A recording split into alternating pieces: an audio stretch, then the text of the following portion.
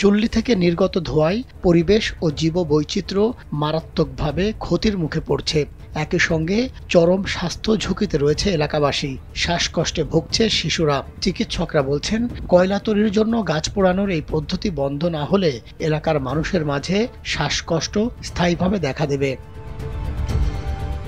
সরেজমিনে এমন পরিবেশ বিপর্যয়ের প্রমাণ পাওয়া গেছে যশোর জেলার অভয়নগর উপজেলার সিদ্দিপাশা ইউনিয়নের সোনাতলা গ্রামে। সরকারি অনুমোদন ছাড়াই চুল্লিতে কাঠ পুড়িয়ে তৈরি করা হচ্ছে কয়লা। বাণিজ্যিকভাবে লাভবান হওয়ার আশায় এ কাজে ঝুঁকছেন স্থানীয়রা, অথচ এ কাজে পরিবেশ অধিদপ্তরের কোনো অনুমোদন নেই।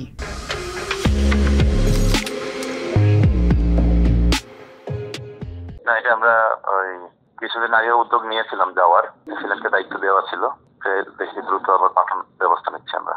সেখানে পরিবেশের সাথে কথা হয়েছিল, তাদের নিয়ে আমরা দ্রুত যাব। চুল্লিতে ব্যবহার করা হয় কাঠ, ফলে বিভিন্ন বনজ আর ফলজ গাছ উজাড় হয়ে যাচ্ছে। চিকিৎসকদের আশঙ্কা, অতি দ্রুত এসব চুল্লি বন্ধ করা না হলে শিশু ও বৃদ্ধরা ক্যান্সার আক্রান্তের ঝুঁকিতে রয়েছেন। কাঠ পোড়ায় যে কয়লা বানাচ্ছে, এই ধোঁয়া থেকেই তো আপনার শ্বাসকষ্ট জনিত সকল রোগ হতে পারে, বুঝছেন? এবং বিশেষ করে শিশু আর বৃদ্ধদের এই নিয়ে সবচেয়ে বেশি সমস্যা হতে পারে। আর এই ধরনের সমস্যা থেকে এ তো কয়লা মানে কার্বন যদি শ্বাসটা নিতে যায়, এর থেকে তো আস্তে আস্তে ক্যান্সার হয়ে যেতে পারে। শ্বাসকষ্ট জনিত সমস্যা পরবর্তীতে ক্যান্সার আকার ধারণ করতে পারে। এই সমস্যাগুলো মানে বিপজ্জনক একটা বিষয়।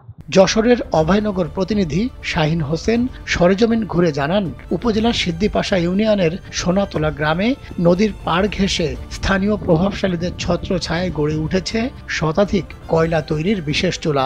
বিভিন্ন লোকের বিভিন্ন মতামত থাকলেও আমার মতামত ভিন্ন। সেটা হচ্ছে কি যে এই যে চুলোগুলি, এই কয়লা চুল্লিগুলির কারণে এলাকার বায়ু দূষণের কারণে ছোট ছোট বাচ্চা কাচ্চাগুলি 1.5-2 বছরের যে বাচ্চা কাচ্চাগুলি আমাদের এলাকায় জন্ম নিচ্ছে, এরা আজ জন্ম নিচ্ছে, কিন্তু 5-10 বছর পরে দেখা যাচ্ছে এটা বিকলাঙ্গ হয়ে যাচ্ছে। এই গাছপালাগুলো অবাধে উজাড় করে নিয়ে এসে কেটে নিয়ে এসে তারা এই যে কয়লাগুলো তৈরি করছে। চুল্লিগুলো রাস্তার পাশে হওয়ায় পথচারীরা দুর্ভোগে পড়ছেন। অবৈধভাবে গড়ে ওঠায় জনবসতি এলাকা ও ফসলি জমি নষ্ট হচ্ছে। আমাদের সিদ্দিপাশা ইউনিয়নে কয়লা চুলা বাড়ার ফলে আমাদের ওই বৃক্ষগুলো কাটা পড়তেছে। অতএব দিন দিন এত বৃক্ষ কমে যাচ্ছে, অক্সিজেনে ঘাটতি হয়ে পড়তেছে। এই যে দূষিত ধোঁয়ার কারণে আশেপাশে গাছগাছালি মরে যাচ্ছে, কাটা পড়ার কারণে যে বিভিন্ন যে আমাদের শিশুরা ক্ষতিগ্রস্ত হচ্ছে, তারপরে অক্সিজেনের নিতে শ্বাস প্রশ্বাসের সমস্যা হচ্ছে। তারপরে এই ধোঁয়ার জন্য আমাদের অনেক সময় নাকের রুমাল দিয়ে হাঁটাচলা করতে হয়। এখানে যে পরিবেশ, এই পরিবেশে মানুষ বসবাস করতে পারে না। অনেক সময় দেখা যায় প্রশাসনের লোক আসে, এটা ভাঙে, কিন্তু এর কোনো সদায় যে উপায়।